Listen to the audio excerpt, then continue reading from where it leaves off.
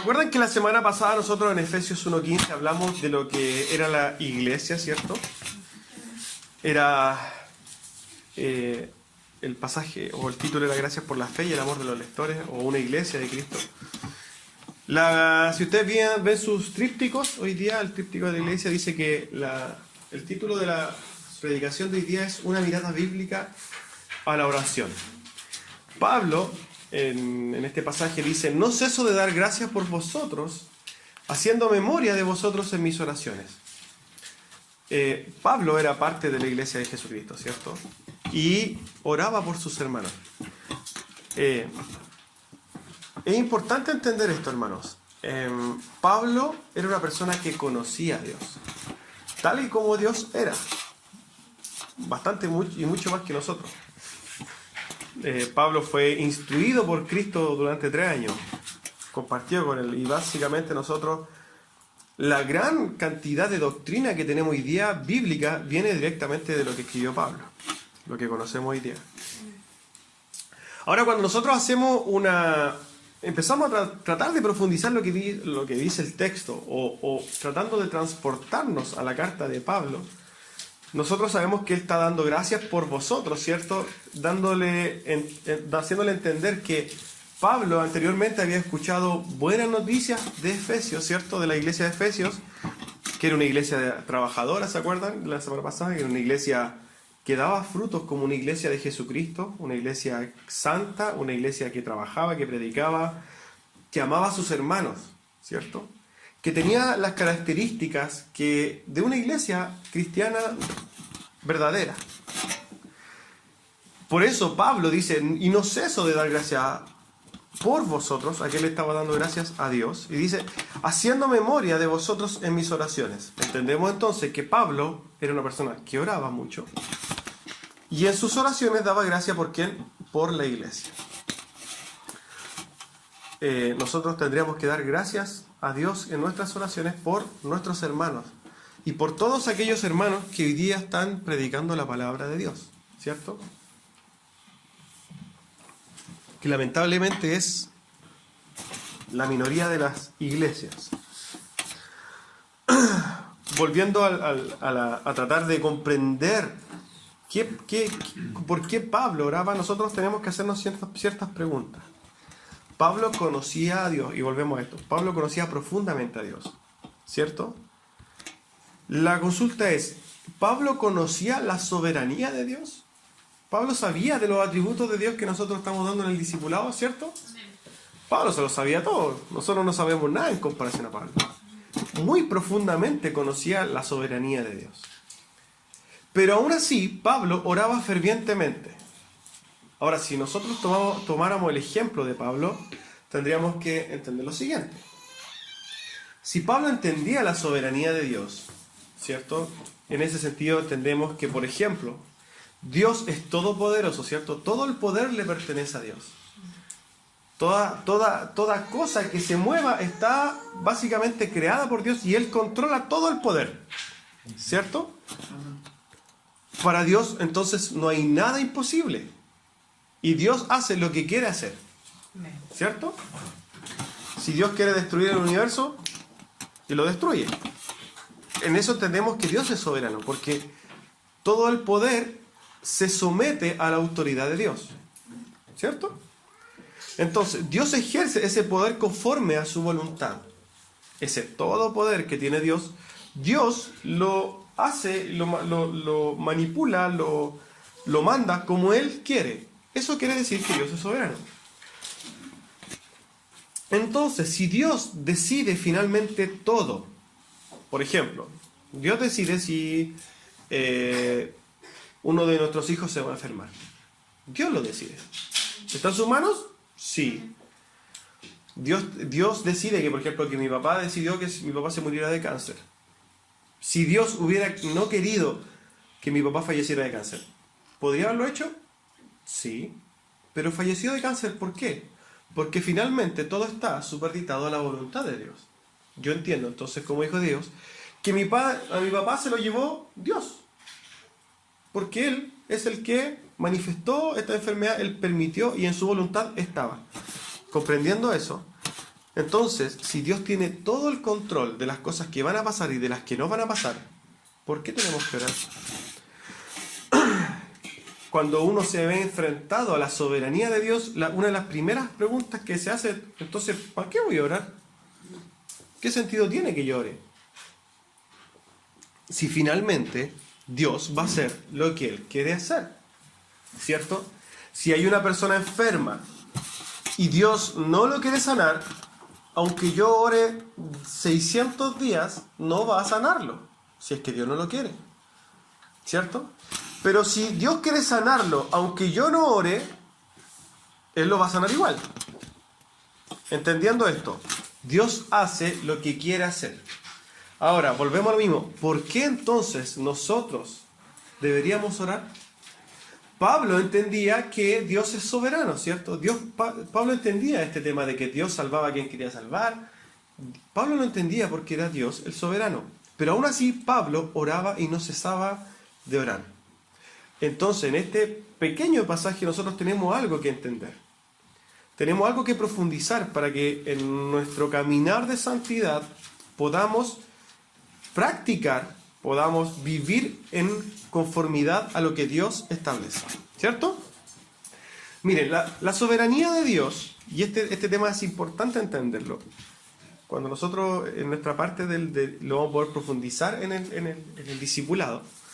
Pero la soberanía de Dios, esta doctrina, esta enseñanza que viene directamente de la Biblia, es uno de los atributos menos conocidos y conversados en las iglesias. Y en el mundo en general. La iglesia, o sea, el mundo en general no conoce que tiene un Dios que es soberano. Vamos a hacer ciertos ejemplos. Los católicos romanos, por ejemplo, hacen mandas, ¿cierto? Caminan de rodillas a los Vázquez para, se supone, manipular las fuerzas sobrenaturales a su favor. Básicamente eso es. Si yo estoy haciéndole una manda para que Dios sane a mi hijo, básicamente lo que yo estoy diciendo es: Dios, si yo hago algo específicamente, tú vas a responder en base a lo que yo quiero. O sea, tú me vas a hacer caso, Dios, si es que yo me pelo las rodillas. Eso es no comprender la voluntad y la soberanía de Dios. ¿Por qué? Porque Dios en su soberanía no va a mover su mano, no va a mover su voluntad en base a lo que nosotros podamos hacer o dejar de hacer. Eso no va a condicionar a Dios. Amén. Más aún ellos piensan, y en este caso los católicos cuando hacen mandas, las mandas máximas se lo hacen a los delegados, se supone, de Dios, que son los santos. Ni siquiera a Dios, a la Virgen. ¿No? Y hay algo que derechamente está mal. Ahora, cuando nosotros nos vamos a la iglesia cristiana, también hay muchas cosas que atentan contra la soberanía de Dios. Hoy día está de moda el decretar, ¿cierto? Declarar, establecer, anular. Y el cristiano generalmente evangélico que está sometido a esta enseñanza vive en una superstición y en un mal entendimiento de la soberanía de Dios. Por ejemplo, él quiere tener un auto y él dice: yo decreto que voy a tener ese auto. Básicamente entendiendo que él, a través de su palabra, va a manipular la soberanía de Dios. Eso es una aberración, ¿cierto? ¿Cuándo lo entendemos? Cuando conocemos la soberanía de Dios. El declarar, por ejemplo. Yo declaro que esa persona que me hizo mal va a sufrir. O yo declaro que mi hijo va a sacarse puro 7. O yo declaro que hoy día va a haber un día de sol, siendo que está lloviendo. Mucha gente cree y como no entiende, no conoce a Dios, empieza a adicionar a su doctrina, a su caminar cristiano, un montón de enseñanzas que no tienen nada que ver con la Biblia. Recuerdo cuando un pastor en el sur dijo que una de sus hijas estaba conversando con otra niña. Esa niña creo que le dijo: te vas a enfermar, y llegó la otra niña y le dijo: lo anulo. Y él dijo: miren, pero más que estaba mi hija ahí para anular la enfermedad. Claramente, cuando usted entiende eso, ¿Dónde está la soberanía de Dios? La palabra que salga de nosotros no tiene ni una incidencia, hermanos, y eso tiene que comprenderlo, en la voluntad de Dios. Absolutamente ni una. Amén.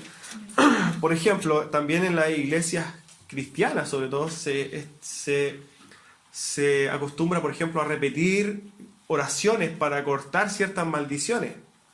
Por ejemplo, existe una doctrina súper herética que habla de las maldiciones generacionales, que por ejemplo, si tu papá fue alcohólico, tú vas a ser alcohólico, a no ser que tú con tu boca cortes toda maldición. Eso también es una herejía. Otra cosa, por ejemplo, que se acostumbra es ungir las cosas. Yo me acuerdo que conocí a una hermana que ungía el bus o la micro o el furgón que llevaba a sus hijos al colegio. Lo ungía porque se supone que con esa unción había una protección de parte de Dios. Y eso también es un mal entendimiento de las cosas. Nosotros en la Biblia no somos llamados a ungir cosas, y eso básicamente es no comprender que Dios es soberano. Si, por ejemplo, yo unjo este lugar, no significa porque yo lo llene de aceite va a ser un lugar santo y aquí nada va a pasar. No, todo va a estar finalmente superditado a lo que Dios diga, porque Dios es soberano. Otra cosa que se hace en la iglesia, y sobre todo en las iglesias que son básicamente heréticas, y cuando digo heréticas que hablan pura herejía, son los pactos con Dios.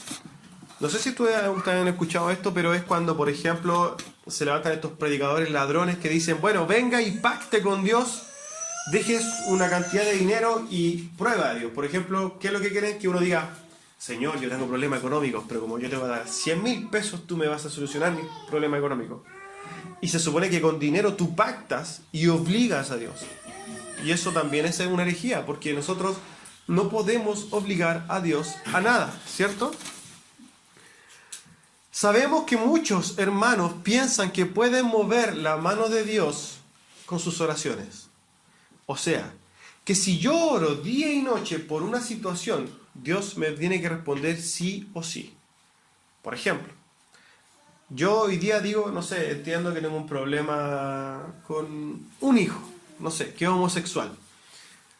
Y que si yo oro todos los días, Dios va a convertir a mi hijo homosexual va a convertirlo en heterosexual, volviéndolo de su condición.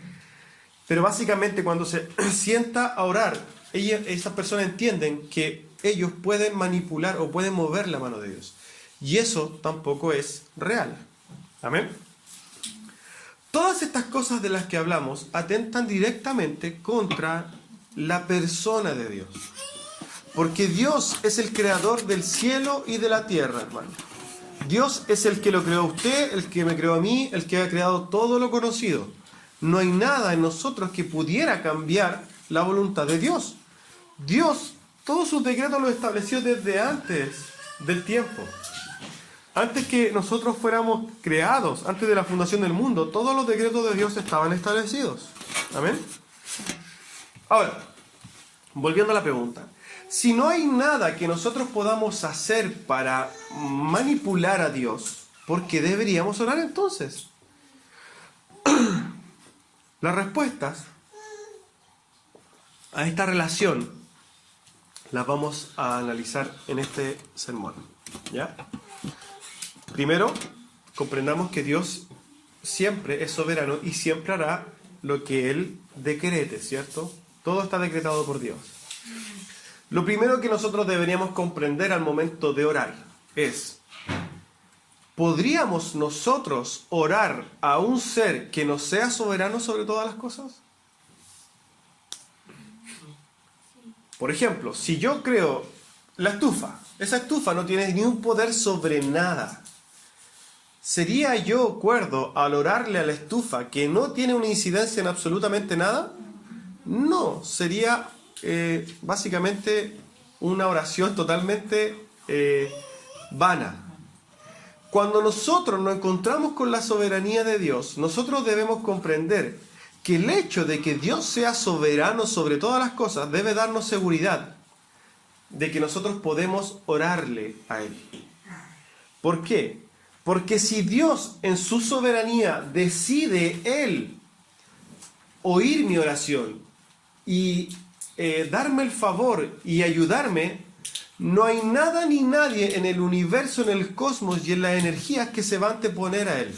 O sea, que si yo oro conforme a la voluntad de Dios, por ejemplo, un hermano está enfermo, y si yo estoy orando y es la voluntad de Dios y yo me alineo con la voluntad de Dios y es salvarlo, no hay nada ni nadie que se va a interponer para que esa persona sea sana o sea sanada, ¿cierto? Entonces lo primero que debemos comprender en esta relación entre el todo poder y la soberanía de Dios y nuestras oraciones es que nosotros, por necesidad o por obligación, tenemos que orarle a alguien que es soberano, ¿cierto? Dios en su soberanía, este otro punto, Dios en su soberanía eligió que nosotros muchas veces tendríamos que orar para que Él manifieste su decisión que Él ya tomó antes de la fundación del mundo. ¿Por qué? Porque Dios ya nos conoce desde antes de la fundación del mundo. Dios es atemporal, para Él no existe el pasado y el presente, Él ya todo lo vio. Y en su soberanía, Él determinó que iba a usar a ciertas personas y iba a decir, bueno, yo antes de hacer esto voy a hacer que esta persona ore y yo voy a hacer. Esto lo podemos ver, por ejemplo, cuando Josué oró y el sol se detuvo, ¿cierto? Por ejemplo, cuando nosotros empezamos a entender esto y digo, bueno, el sol se detuvo, ¿cierto? Hay que tener mucho poder para que el sol se detenga, ¿cierto? Ahora, mi consulta es, ¿quién es el que detuvo el sol? Dios. ¿Quién es el que decreta todas las cosas? Dios. Si Josué no hubiera orado, ¿Dios hubiera detenido el sol? No. ¿Pero por qué? Porque Dios estableció desde antes de que pasara todo esto que primero Josué oraría. Y el hecho de que Josué oraría es algo que ya estaba también decretado por Dios. Y cuando Josué oró, Dios detuvo el sol. Básicamente, Dios decretó la detenida del sol como decretó que Josué orara. Nosotros debemos comprender que esta relación entre lo que Dios determina y lo que nosotros pensamos que hacemos por nuestra voluntad es una línea que nosotros no conocemos y que nunca vamos a conocer. Si yo voy delante de Dios en las rodillas, yo nunca voy a saber si es que Dios efectivamente lo hizo así o fui yo. Cuando conocemos a Dios nos damos cuenta de que siempre Él decidió que nosotros fuéramos a la rodilla. Pero nosotros, como personas, pensamos que fuimos nosotros. Asimismo en la salvación. El Señor determinó que nosotros nos salváramos, pero la decisión la tomamos nosotros. Bueno, fue Dios el que hizo todas las cosas antes de que nosotros las hiciéramos. Dios ha decretado todo. Entonces, cuando Josué oró y detuvo el sol, el Señor ya había decretado que Josué oraría y que Él detendría el sol. Todos los decretos estaban en Dios. Amén. Así con las oraciones, también Dios ha determinado que ciertas acciones en nosotros sean de la misma forma. En un momento Jesús iba caminando y una mujer que estaba enferma de flujo de sangre hace mucho tiempo tocó a Jesús y la mujer fue sanada. Y Jesús dijo, de mí salió poder. Mi pregunta es, ¿Dios habrá establecido desde antes de la fundación del mundo que esa mujer llegaría a un punto en el tiempo donde tocaría a Jesús para ser sanada? Sí. Pero si la mujer no se hubiera acercado, ¿hubiera sido sanada? No. Pero Dios ya lo había decretado. Ya había sido así. Nunca la vamos a poder comprender en profundidad. ¿Cuándo fue Dios el que gatilló o cuándo el humano? Conforme uno conoce a Dios, más se da cuenta de que todo está establecido por Dios. El punto de esto es, yo siempre le digo a mi esposa, uno hace lo posible y Dios hace lo imposible. Uno hace lo visible y Dios hace lo invisible. Amén. Entonces Dios en su soberanía también estableció que los hombres en diferentes tiempos y en diferentes ocasiones acatarían de cierta forma, actuarían de cierta forma antes de que Él actúe. Eso pasó con la mujer del flujo de sangre. Todo hecho está declarado, está decretado y está ordenado por Dios. ¿Por qué? Porque Dios es todopoderoso, Dios es omnipresente, omnisciente, todo lo sabe. Dios es sabio y Dios es perfecto. Tengo un ejemplo aquí. Si Dios me va a sanar de un cáncer, y esto tenemos que empezar a tratar de comprenderlo. Si Dios me va a sanar de un cáncer, primero tenemos que comprender que yo tengo que estar enfermo, ¿cierto? Para poder ser sanado, ¿cierto? Y esa sanación, digamos, primero lo que tenemos que comprender es que si yo fui primero enfermo, ese decreto también estaba en los planes de Dios, ¿cierto? ¿Por qué? Porque si yo no hubiera estado enfermo, Dios no me hubiera sanado. Y si esa enfermedad hubiera sido sanada por la oración de un hermano, ¿cierto? Yo tengo que comprender que si ese hermano no ora, yo no me voy a sanar. ¿Por qué? Porque Dios estableció, y yo estoy hablando de un decreto que ya está hecho, pensémoslo así, de que Dios estableció en su decreto que un hermano iba a sanar, iba a orar, y yo me iba a sanar. Entonces, si es que ese hermano, no ora, yo no me sanaría. Si es que yo no me hubiera enfermado, tampoco me sanaría. Entonces debemos empezar a comprender que todas las circunstancias que nosotros vivimos están ordenadas por Dios. Miren, el otro día leía, ayer, justo cuando estaba en el cumpleaños del Dieguito, estaba leyendo un artículo de un hombre que decía que cuando fue el atentado de las Torres Gemelas, una de las empresas sobrevivieron como 5 personas. Entonces, cuando se juntaron después empezaron a contar sus testimonios de por qué no habían muerto. Una de las personas, por ejemplo, se quedó dormida. Entonces iba tarde al trabajo. Tan tarde llegó que no alcanzó a llegar. Pero si esa persona hubiera llegado a la hora, hubiera muerto. Pero se quedó dormida. El despertador no funcionó. Otra persona, se le pasó la micro, se le pasó el transporte. Y después no alcanzó a tomar el transporte y también iba atrasada. Entonces no alcanzó a llegar y iba tarde. Por eso se salvó. Otra persona se le enfermó el hijo y no pudo ir a trabajar ese día porque se le enfermó un hijo. Si nosotros empezamos a ver cada circunstancia de las que les pasó a ellos, eran puras cosas negativas en su momento.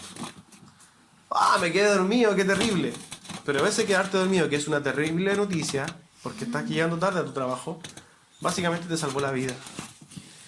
Se me enfermó mi hijo. Qué terrible. Pero el hecho de que se me haya enfermado mi hijo me salvó la vida. Entonces nosotros debemos comprender que todas, y a nosotros más aún, nosotros como hijos de Dios, todas las cosas que nos pasen están ordenadas por Dios. Porque Él ordena nuestras vidas. Amén.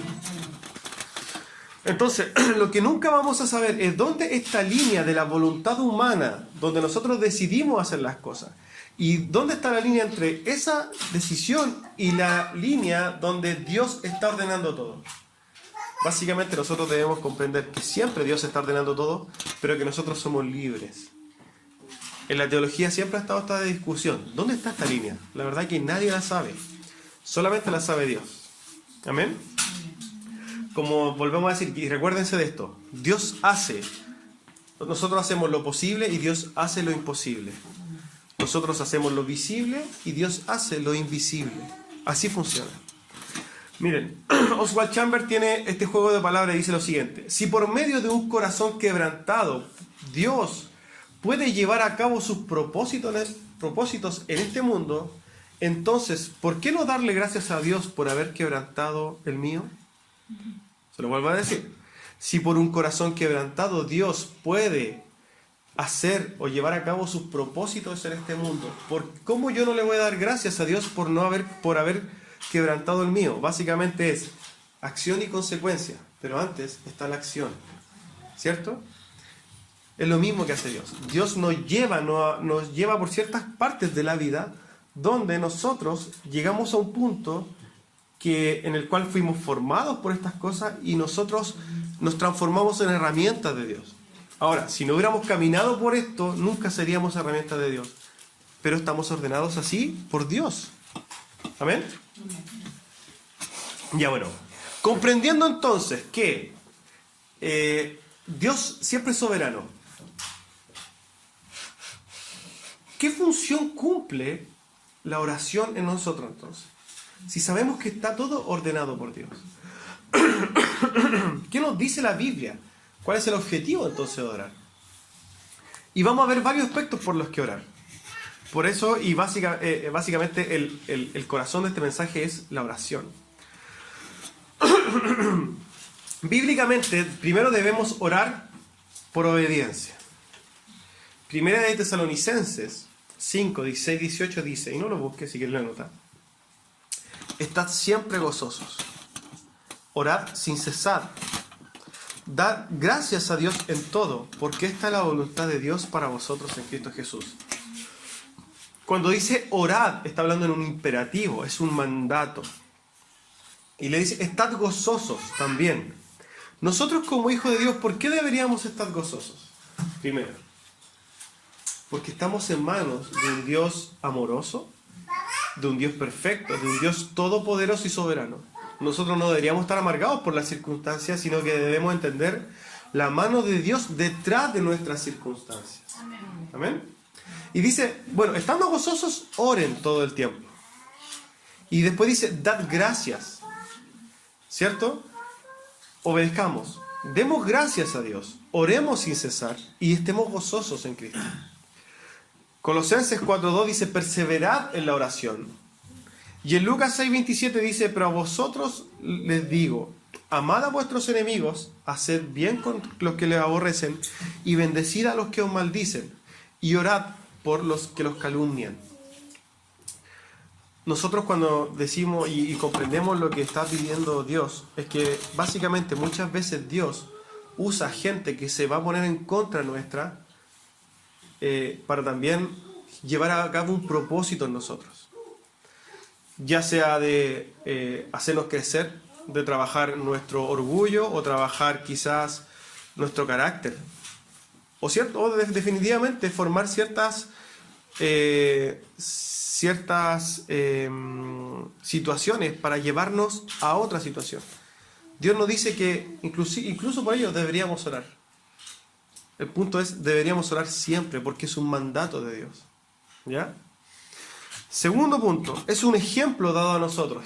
Cristo cuando estuvo acá, la imagen del Dios viviente, nuestro Dios, nuestro Señor, Jesús, si ustedes ven el Evangelio, Jesús siempre oraba. Siempre oraba.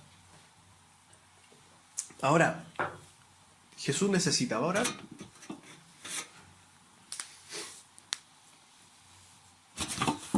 Yo creo que sí necesitaba orar, porque él entendía lo que era la oración.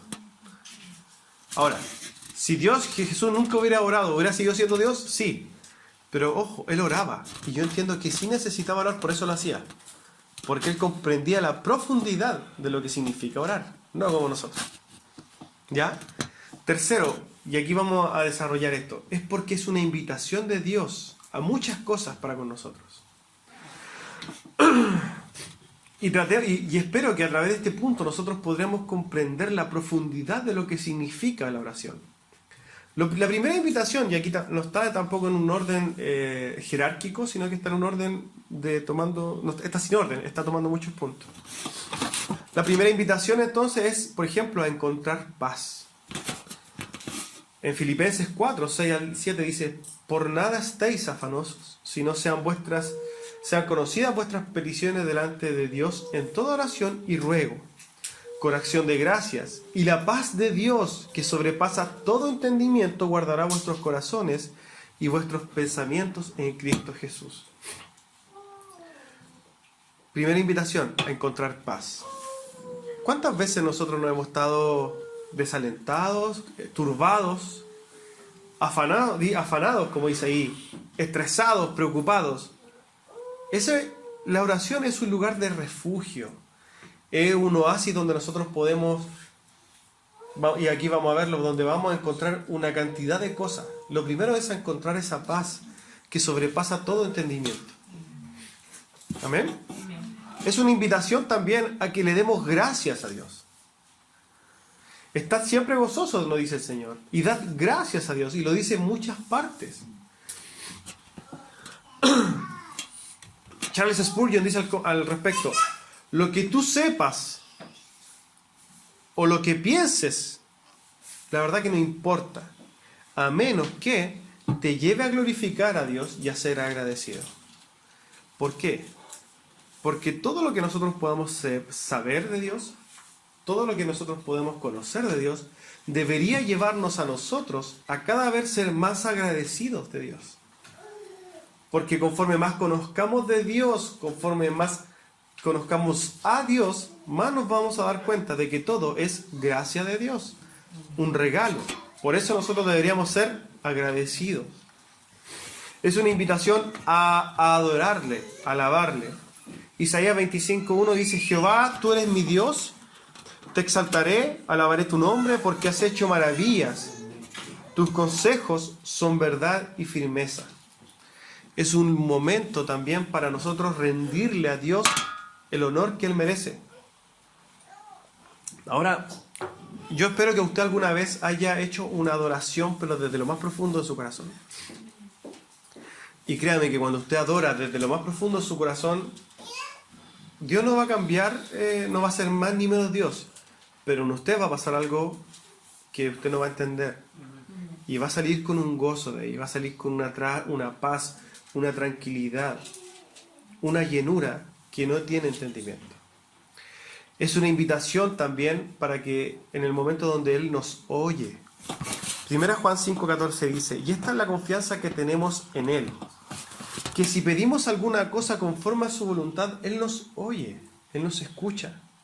Jeremías 29:12 dice: entonces me invocaréis y vendréis y oraréis y yo os oiré.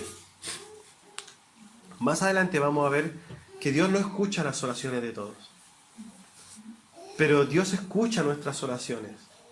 Y dice, y tenemos la confianza de que si pedimos conforme a la voluntad de Dios, si nosotros nos alineamos con la voluntad de Dios, Él nos va a conceder las cosas. Por eso esta invitación, a pesar de que Dios tiene todo en control, Él dice: oren, porque así como si ustedes se alinean a mi voluntad, yo voy a satisfacer, voy a cumplir lo que ustedes piden. Amén. Es una invitación también a la intimidad. Mateo 6:6 dice: mas tú cuando ores, entra en tu aposento, y cerrada la puerta, ora a tu Padre que está en secreto, y tu Padre que ve los secretos te recompensará en público. La oración es un momento donde nosotros podemos tener intimidad con Dios. En los secretos habla el Señor. Dios está escuchándonos cuando nadie nos escucha. Cuando nosotros estamos orando en voz baja, también Dios nos escucha. No hay una diferencia si yo estoy gritando una oración o estoy diciéndola en lo más profundo. La verdad que lo que quiere el Señor es un corazón contrito y humillado. Un corazón que está entendiendo que se está parando delante del Rey del cielo y de la tierra. Y con Él podemos tener una intimidad, podemos tener una complicidad de parte nuestra hacia Dios. A Dios podemos contarle todo. Pueden contarle incluso lo que no le puede contar a su esposa. Puede contarle sus pensamientos más profundos, porque Dios ya lo sabe. Es una invitación también de Dios a que nosotros hagamos nuestras peticiones delante de Él. Mateo 21:22 dice: y todo lo que pidierais en oración, creyendo lo recibirás. No está diciendo que si yo creo que me va a tener un jet, lo voy a recibir. No, porque la Biblia no se lee un versículo, sino que se lee en un contexto general. Y una de las primeras, o una de las condiciones para que Dios nos dé lo que nosotros queremos es que esto esté alineado con Dios, con la voluntad de Dios. Pero ¿qué nos dice? Que si nosotros creemos en Dios, que Dios es todopoderoso, que Dios es soberano, que Dios puede hacer todo, y si esta oración está alineada con Dios, Dios nos va a conceder esto. Nos invita entonces a pedir las cosas que nosotros no podemos pedir. Hay muchas veces, y yo para la gloria de Dios, he vivido momentos donde yo no veo salida, yo no tengo más que hacer. Y en ese momento de oración le he dicho a Chim, bueno, ¿qué más voy a hacer? Haga usted algo. Y es impresionante que cuando tú realmente mueres así como a todo lo que tú pensáis que podías hacer, Dios se manifiesta de una forma extraordinaria. Yo he vivido cosas que yo no me explico con Dios en estos momentos donde yo no puedo hacer nada, donde ya me doy por vencido, donde ya hice todo lo posible y Dios hizo lo imposible. Nos llama también a interceder por nuestros hermanos. Interceder, así como lo hacía Pablo en el pasaje que estamos viendo, donde dice, yo doy gracias por vosotros, y también estaba pidiendo, obviamente, en las oraciones, nos llama a eso. Hechos 12:5 dice, así que Pedro estaba custodiado en la cárcel, pero la iglesia hacía sin cesar oración por él a Dios. El punto es, si Dios soberano y determina todo, ¿por qué nos invita entonces a interceder por los demás? Es porque Él ha establecido que cuando la iglesia ora en conjunto, en un espíritu, y conforme a su voluntad, el Señor va a hacer. Él estableció que nosotros oráramos para interceder por nuestros hermanos. Dios así lo estableció en su soberanía. Entonces nosotros tenemos que orar, ¿cierto? Porque nosotros nunca vamos a conocer la profundidad del corazón de Dios ni sus decisiones. Pero sí tenemos que confiar en algo, en lo que nos dice su palabra. Si dice que si nosotros oramos creyendo, Él que ve todas las cosas en profundidad, puede hacer las cosas, puede, porque tiene el poder. Nosotros tenemos que pedir con humildad adelante de Dios, pero pedir, no cansar, así como lo hicimos hoy día por Samuelito. Tenemos que pedir, porque Dios así se mueve. Y se mueve así porque Él estableció moverse así. Fíjense que también nos llama a perdonar y nos llama a pedir perdón. Marcos 11:25 dice, y cuando estéis orando, y esto ya lo da por sentado, o sea, yo sé que los hijos de Dios van a estar orando. Entonces cuando ustedes estén orando, primero, perdonad. Perdonad si tenéis algo contra alguno. ¿Para qué? Para que vuestro Padre, que está en el cielo, os perdone a vosotros también. Perdone vuestras ofensas. El punto de esto es, ¿nosotros hemos ofendido a Dios? Sí. ¿Lo ofendemos día a día? Sí. Día a día ofendemos a Dios. Entonces, cada día para arrodillarnos delante de Dios es una oportunidad, ¿para qué? Para perdonar a los demás y asimismo pedir el perdón por nuestras ofensas diariamente delante de Dios. Es una oportunidad de limpiarnos, de salir limpios. Vamos a volver a ensuciarnos, es como hacer la cama. No porque la cama se va a desordenar, no la vamos a hacer. Hay que hacerla. Hay que salir limpios. Y claramente nos vamos a ensuciar, pero todos los días nosotros deberíamos estar en la rodilla. Nos llama también a estar en un mismo espíritu. Hechos 1:14 muestra cómo la iglesia primitiva decía, todos esos estaban perseverando unánimes en oración y ruego, con las mujeres, con María y con la madre de Jesús y con sus hermanos. Básicamente, aquí está hablando de una oración, pero en conjunto, en un mismo espíritu. Cuando nosotros, por ejemplo, hacemos estas oraciones en pos de pedir ciertas cosas, esto le agrada a Dios. Él estableció que nosotros oremos en un mismo espíritu, que estemos en un mismo espíritu. Porque esto es parte de la convivencia que trasciende el compartir en personas, sino que es una convivencia a nivel espiritual, que Dios nos llama a tener entre hermanos. Nos llama también a sí mismo a fortalecernos en la tentación. Mateo 26:41 dice, velad y orad para que no entréis en tentación. El espíritu, la verdad, está dispuesto, pero la carne es débil. John Owen dice lo siguiente, si no permanecemos en la oración, vamos a permanecer en la tentación. Y eso es una verdad absoluta. Nosotros estamos expuestos día a día a las tentaciones del mundo. Muchas. Pero la oración es un momento donde nosotros nos podemos fortalecer para estar preparados para enfrentar esa tentación. La oración, la palabra de Dios, el vivir en santidad, nos ayudan ¿a qué? A estar fortalecidos al momento de la tentación. También nos llamas a fortalecernos en las pruebas, en el dolor y en la angustia. En Salmos, y uno de los ejemplos más grandes es David, que siempre tenía tribulaciones, angustia, y él plasma sus oraciones en los Salmos diciendo: Señor, en ti está tú eres mi roca y en ti está mi fortaleza, tú eres mi piedra angular, tú eres mi sostén, tú eres todo para mí. En ti yo descanso, tú eres el Salvador, etc. Salmo 34:6 dice: este pobre clamó y le oyó Jehová y lo libró de todas sus angustias. Asimismo, usted tiene esta invitación de Dios. Cuando usted tenga prueba, dolor o angustia, Dios lo invita a librarse de esas cosas en oración. Muchas veces nosotros pasamos muchos momentos de dolor, de angustia, quizás de dudas, de montón de sentimientos que no nos podemos sacar. Bueno, ¿sabe dónde se pueden sacar? En la oración. Y usted se arrodilla y sale renovado, sale fortalecido. A pedir sanidad para nuestros hermanos, también nos llama. En Santiago 5:14-15 dice que si alguno está enfermo entre vosotros, vaya a los ancianos y lloren por él, ungiéndole con aceite en el nombre del Señor. Pero dice, ¿qué dice? La oración de fe salvará al enfermo, y el Señor lo levantará, y si hubiera cometido pecado le serán perdonados. Básicamente lo siguiente: nosotros como cuerpo de Cristo estamos llamados a interceder y a orar por nuestros hermanos.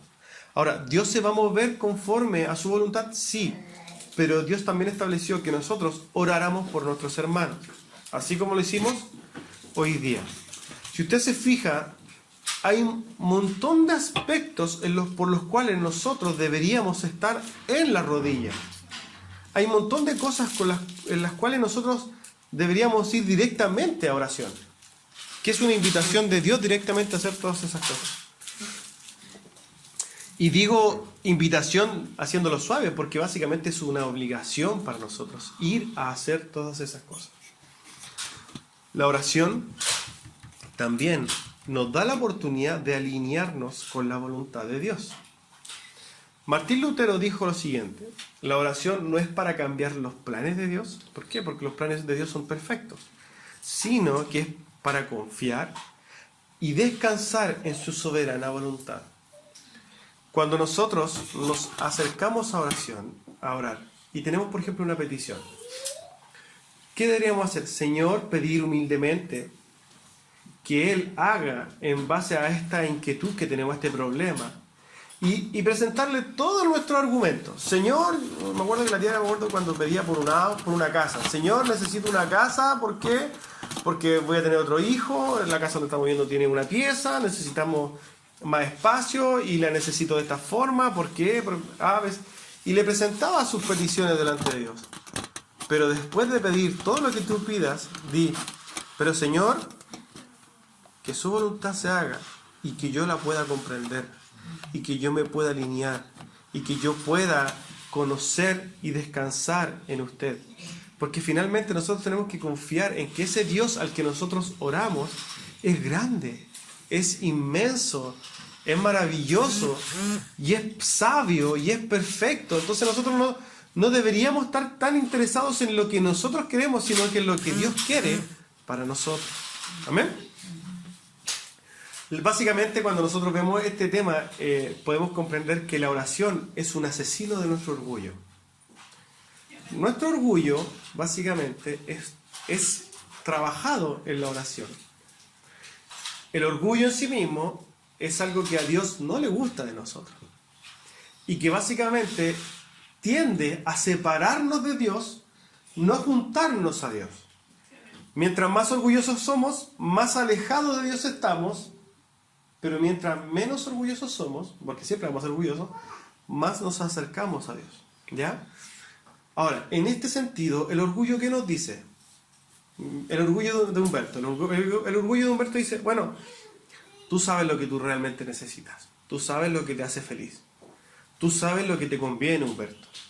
Humberto, tú andas por acá porque tú ya te la tenés clara, ¿cierto? Pero si yo fuese humilde, diría, Humberto, la verdad que tú no sabés para acá. Y tu corazón es engañoso. Entonces, y la verdad que tú necesitas que te guíen. Tú no te sabés para dónde vas. Y es muy probable que, Humberto, lo que tú creís que te va a hacer bien, te va a llevar a destruirte. ¿Cierto? Entonces, cuando nosotros nos paramos delante de Dios a orar, deberíamos ser humildes y decirle a Dios que Él sea el que tome las riendas de nuestra vida. Que Él nos enseñe y nos vaya amonestando, que nos vaya orillando, que nos vaya enseñando qué es lo mejor para nosotros, porque Él ve las cosas en una forma totalmente horizontal y vertical a la vez. Nosotros vemos solamente en una dirección. Somos unidimensionales. Y Dios es todas las dimensiones. El velante es el presente y el futuro. Yo como Humberto veo solamente mi pasado y no nada más. Y en base a eso trato de caminar. Pero Dios ve todo. Y Él sabe que es lo mejor para nosotros. Entonces la oración es un momento de asesinar nuestro orgullo y decir y confiar en que Dios haga. Amén. Wayne Mack dice que una persona orgullosa es una persona de poca oración. Y básicamente es verdad. Cuando nosotros somos orgullosos, no comprendemos la oración. No comprendemos por qué orar. Pero no entendemos claramente esto, que nosotros deberíamos vivir de rodillas, porque necesitamos de Dios. Nosotros no somos autosuficientes. Comprendamos esto, no somos autosuficientes. Finalmente, y en resumen, la oración es una tremenda bendición de Dios, es un regalo dado a sus hijos, y es por eso que nosotros debemos orar fervientemente. Porque es un bien y es un regalo de Dios para nosotros.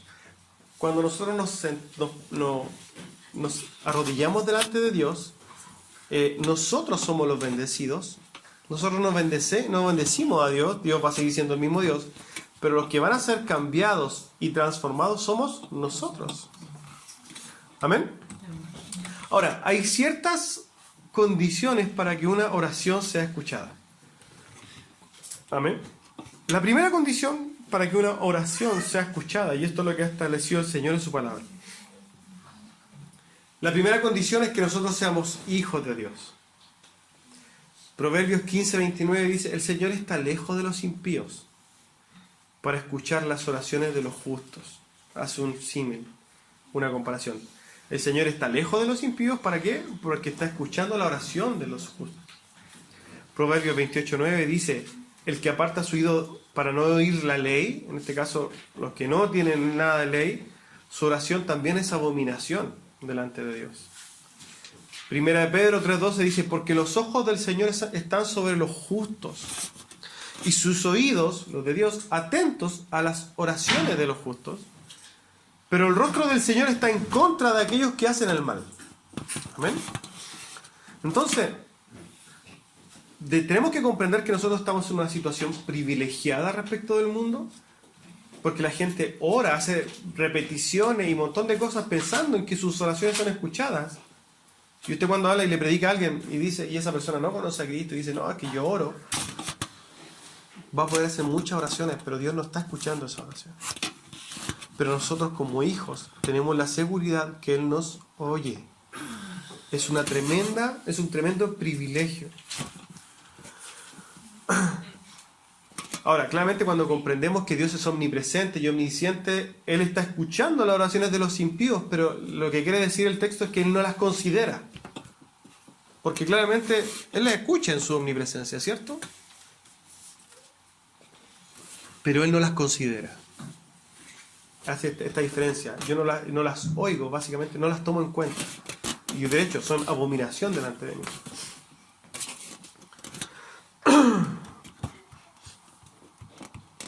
Ahora, ¿qué pasa con ciertas oraciones de personas que pueden que no hayan sido justas, pero Dios concedió su petición? En la Biblia encontramos ciertos relatos donde hay personas que a primera vista o profundizando puede que no hayan sido justas, pero que Dios, digamos, concedió lo que pidieron. Bueno, básicamente nosotros ahí tenemos que comprender la magnificencia de su soberanía, y es que Dios en su soberanía puede hacer lo que Él quiere. Puede hacer. No significa que va a ser una regla, sino que básicamente son excepciones que Dios ha hecho y que ha mostrado, porque básicamente Dios es soberano y Él hace todo lo que Él quiere, ¿ya? Eso no quiere decir que Dios siempre vaya a hacer lo que un impío, entendamos que no conoce a Dios, vaya a pedir. No, no es así. Pero cuando usted se encuentra en la Biblia leyendo y que alguien que tú decías, este no es justo, oró, bueno, esto es parte de las cosas que nosotros nos explicamos de la soberanía de Dios. Amén. Pero no es regla. Segundo, tiene que ser una oración sincera e íntima. Vamos a leer Mateo 6, y aquí Dios está hablando, Jesús está hablando de la oración. Mateo 6, 5.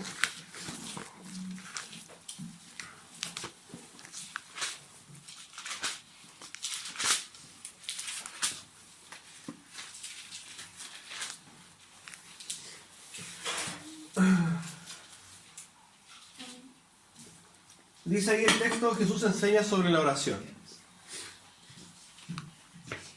Mateo 6, 5, 13. Mateo 6, desde el versículo 5 al versículo 13. Dice así: y cuando ores, no seas como los hipócritas, porque ellos aman el orar en pie en las sinagogas y en las esquinas de las calles para ser vistos de los hombres. De cierto os digo que ellos ya tienen su recompensa. Mas tú, cuando ores, entra en tu aposento y cierra la puerta, y ora a tu Padre que está en lo secreto, y tu Padre que ve en lo secreto te recompensará en público. Y orando, cuando estés orando, no uséis vanas repeticiones como los gentiles, que piensan que por su palabrería serán oídos. No os hagáis pues semejantes a ellos, porque vuestro Padre sabe de qué cosas tenéis necesidad antes que vosotros le pidáis. Vosotros pues oraréis así: Padre nuestro que estás en el cielo, santificado sea tu nombre. Venga tu reino, hágase tu voluntad como en el cielo, así también en la tierra. El pan nuestro de cada día, dánoslo hoy, y perdona nuestras deudas como también nosotros perdonamos a nuestros deudores. Y no nos metas en tentación, mas líbranos del mal, porque tuyo es el reino y el poder y la gloria por los siglos. Amén. Hay varias cosas que nosotros podemos recalcar de este pasaje. Jesús también está diciendo aquí que los gentiles, gentil significa fuera de pacto, ¿ya? Nosotros estamos en el pacto. ¿Por qué? Porque Dios ha pactado con nosotros, Él se auto-obligó a salvarnos en este pacto. Pero ahí está diciendo que los que están fuera del pacto, en este caso, y en ese tiempo contextual está hablando de los que no estaban en el pacto de Israel, del judío, ellos piensan que sus oraciones son escuchadas, pero Jesús dice, no, esas oraciones no son escuchadas. No oren como ellos haciendo repeticiones. Cuando nosotros vemos este pasaje nos damos cuenta inmediatamente de los católicos que hacen el rosario y repiten y repiten y repiten pensando que ellos van a ser escuchados, y dice el Señor que no. Dice, ora en lo secreto y no uséis estas vanas repeticiones. Básicamente ora con sinceridad, porque Dios conoce todas las cosas que hay en tu corazón. Y después dice, oraréis así, y nos muestra el Padre Nuestro, ¿cierto? Entonces dice, no seas como los hipócritas. ¿A qué se está refiriendo con esto? Hay personas que les gusta aparentar esta santidad, y dice ahí que en ese tiempo, en ese contexto, los hipócritas oraban en las calles, ¡oh Señor, grandes! Y para que la gente los viera. Y él le dice, bueno, ellos tienen su recompensa. ¿Cuál es su recompensa? El aplauso de los hombres. Pero de Dios no tendrán nada. Eso es lo que está diciendo. No seáis como esos hipócritas que básicamente oran para que sean vistos. No, tú entra en tu aposento, entra en tu pieza y cierra la puerta y ora en secreto y en intimidad. Y cuando estés en mi secreto y intimidad, no uses estas vanas repeticiones como los gentiles, sino que ora lo que hay en tu corazón en forma sincera. cuando nosotros comprendemos el mismo texto, nos vamos a dar cuenta que hay ciertos parámetros, ciertos aspectos que preferentemente tendría que cumplir una oración. Y las dice el mismo Señor Jesús en el Padre Nuestro. Y vamos a ver Padre Nuestro y sus componentes brevemente. Dice así el Señor en el Padre Nuestro: Padre nuestro que estás en el cielo, santificado sea tu nombre. El Señor parte diciendo, hijo, mira, lo primero que dice es Padre Nuestro. ¿Por qué dice esto? Juan dice que los que le reconocen a Jesucristo como su Señor y Salvador tienen la potestad de ser llamados hijos de Dios, ¿cierto? Y nos vamos a la primera condición entonces. Para tú decirle Padre a Dios, primero tienes que ser hijo, ¿cierto? Si no existe esta relación entre Padre e Hijo, Padre no te va a escuchar. Nosotros como hijos de Dios sí podemos decirle Padre nuestro. ¿Por qué? Porque efectivamente es nuestro Padre y porque efectivamente Él en su palabra ha sentenciado y está respaldando que nosotros somos sus hijos. Y nos está diciendo, yo soy su Padre. Padre nuestro que estás en los cielos, entonces la primera es que nosotros tenemos que ser hijos. Santificado sea tu nombre. Primero hay un reconocimiento. Reconocimiento, una doxología que se le conoce como una adoración a Dios. Dice, santificado sea tu nombre, primero dándole gloria a Dios, partiendo. El segundo dice, venga tu reino, diciendo, en esto quiere decir que venga su reinado a nosotros, a nuestra vida, que nosotros podamos vivir completamente en el reino de Dios, que esté todo ordenado por Dios, que nosotros estemos alineados con la voluntad de Dios. ¿Cierto? Tercero, hágase su voluntad como en el cielo, así también en la tierra. Básicamente hablando de lo mismo. Y pidiendo que así como en el cielo la voluntad de Dios es perfecta y se manifiesta para con todos los hombres, en santidad, aquí también cada vez sea más esto y que nosotros estemos un poco librados, digamos, de la maldad del hombre, sino que viviendo específicamente la voluntad perfecta de Dios. Es una petición delante de Dios. Danos el pan el pan de cada día, danos hoy. También pidiendo la provisión diaria. Entonces, somos llamados a pedirle a Dios que nos provea, que nos suministre las cosas que nosotros necesitamos. Otro punto, perdona nuestras deudas como también nosotros perdonamos a nuestros deudores. Y este es el punto que tomamos anteriormente. Nosotros tenemos que tener este momento de oración, no solamente para pedir perdón a Dios, sino para nosotros perdonar. Y esto es algo que muchos se nos olvida. Nosotros vamos, perdónanos Señor, pero nosotros no estamos perdonando a nadie. Y fíjate cómo lo pone el Señor Jesucristo. Primero perdona y después Dios te perdona a ti. Tenemos que establecer bien el orden. Usted cuando se pare y empieza a presentar sus inquietudes, cuando se arrodille y empieza a presentar sus peticiones delante de Dios, primero, todos sus dolores, todas sus cosas, entre eso, lo primero que tiene que hacer es, Señor, perdona a esta persona, perdono a Juanito Pérez, perdono a este que me hizo esto, perdono a esto, otro, y después que usted perdone a aquellos a quienes ustedes le hicieron daño, ahí usted dice, Señor, ahora usted perdóneme a mí. Así lo dice el Señor. Perdona nuestras ofensas, así como también nosotros ya perdonamos a nuestros deudores. Poniendo la condicional al principio. Después dice, y no nos metas en tentación, mas líbranos del mal. Nosotros comprendemos la Biblia que Dios no tienta a nadie, ¿cierto? Pero permite que seamos tentados. El Señor nos dice, pidámosle a Dios que nos libre de esta tentación. Y líbranos del mal, líbranos del maligno, en este caso de Satanás y todas sus artimañas que podrían a nosotros eventualmente tocarnos. ¿Por qué? Porque Dios es el que tiene la capacidad de librarnos de eso. El diablo, cierto, no puede venir y actuar sobre nosotros. ¿Por qué? Porque tiene que pedirle permiso ¿a quién? A Dios. Entonces nosotros, ¿a quién tenemos que reprender? ¿Al diablo o pedirle a Dios que Dios nos proteja? Tenemos que pedirle a Dios que Él nos proteja del maligno y que nos proteja de las tentaciones que el maligno también pone. Si ustedes se fijan, después al terminar dice, porque tuyo es el reino, tuyo el poder y la gloria por los siglos. Parte adorando a Dios y reconociéndolo y termina adorando a Dios. Y este para nosotros es como un esquema de oración en el cual usted le puede servir para ir ordenándose al momento de arrodillarse. Una de las grandes cosas que la gente cristiana no sabe orar. El Señor dice que todo lo pidamos en su nombre, y es por eso que usted cuando escucha oraciones en voz alta, escucha en el nombre de Jesús. Se lo pido, Señor, en el nombre de Jesús. Porque Jesucristo dijo, y todo lo que pidierais en mi nombre. Tenemos que comprender entonces que cuando Jesús dice en mi nombre, básicamente Él es el intercesor entre Dios y los hombres.